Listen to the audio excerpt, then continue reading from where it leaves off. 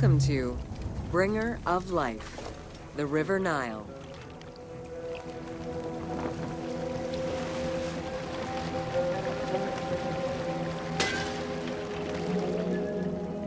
The ancient Egyptians called the dark fertile soil of the Nile the Black Lands, and the surrounding desert was referred to as the Red Lands.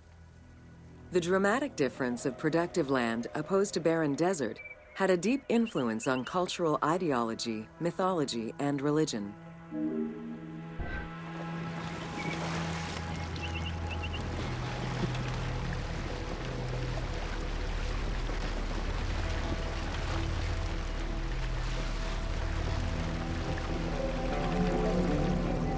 The Nile determined much of Egyptian civilization. For example, the seasonal cycle of the Nile was so consistent that ancient Egyptians created their calendar around it. The flood season, or Akhet, was when the departing floodwaters left arable soil for crops. It was followed by the growing and harvesting seasons, known as Peret and Shemu. These regular seasons, along with abundant wildlife and rich soil, meant that Egypt's denizens were able to nourish themselves and ensure their country's strength in trade.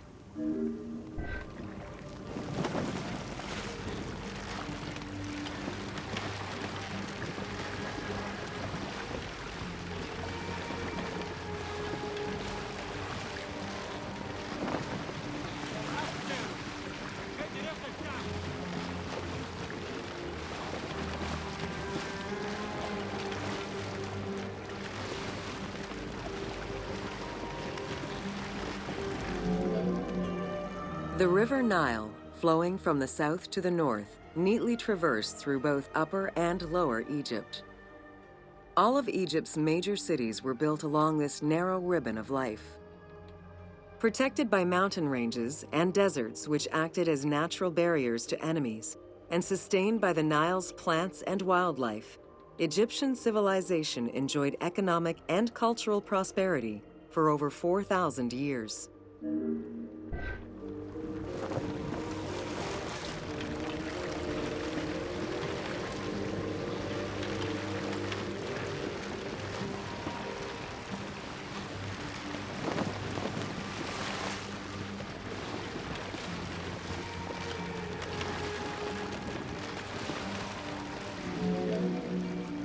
Both ancient Egyptians and ancient Greeks referred to the Nile as the river in their respective languages.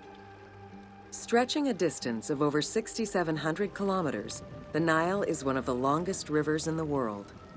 It flows south to north, spanning 11 countries.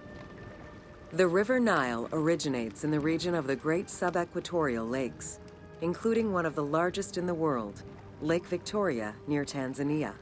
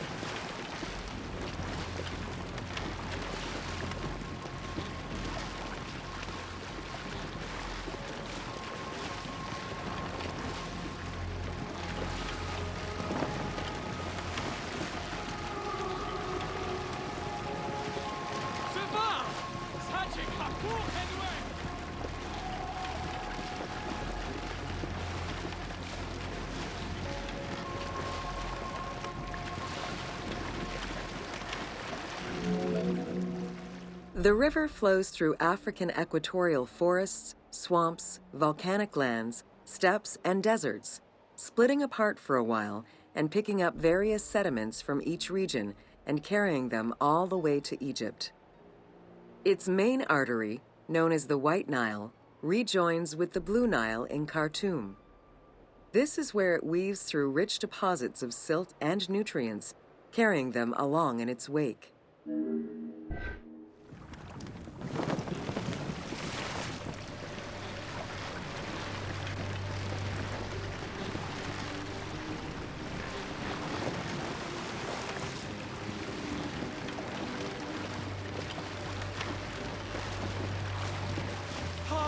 raja az hayinin.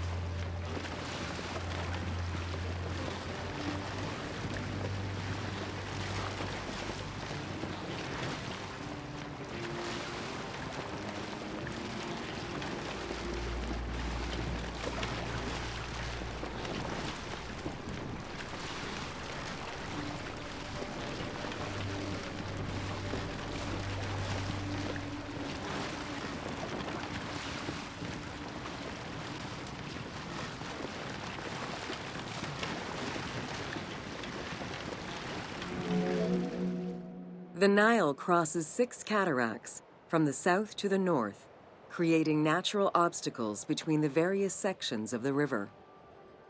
The cataracts are long zones of about 100 kilometers, where the bubbling and rapidly swirling waters advance tumultuously amid enormous heaps of rocks and benches of hard stone.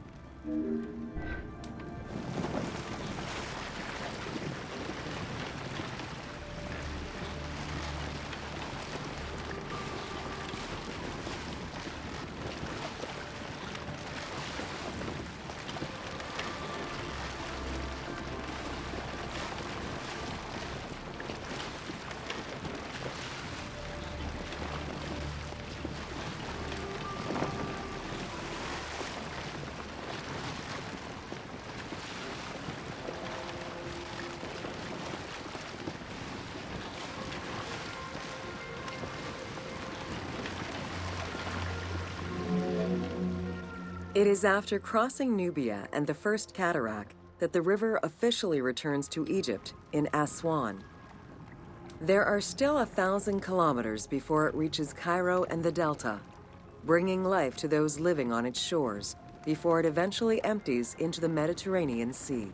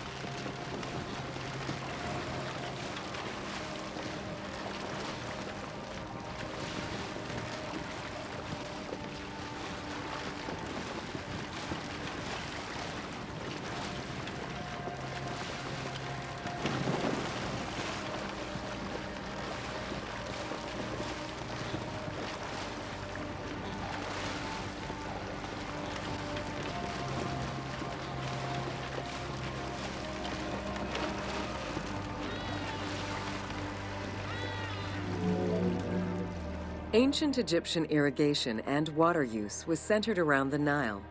However, they also had access to streams and rivers, as well as several large lakes. The Delta, situated at the north end of the Nile, also known as Lower Egypt, is a large irrigated area where the river splits into several tributaries.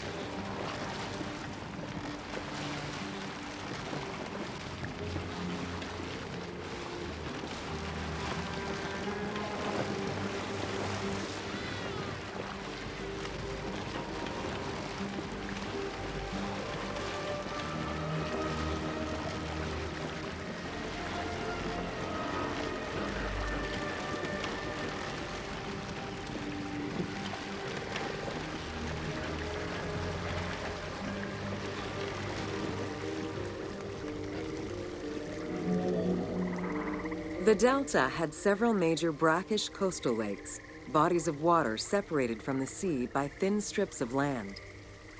A mix of deep to shallow waters, salt swamps, and sand plains, these lakes were refuge to a wealth of species, as well as water and land plants. The occasional bandit could also be found sheltering within the denser reeds, waiting for the unwary traveler.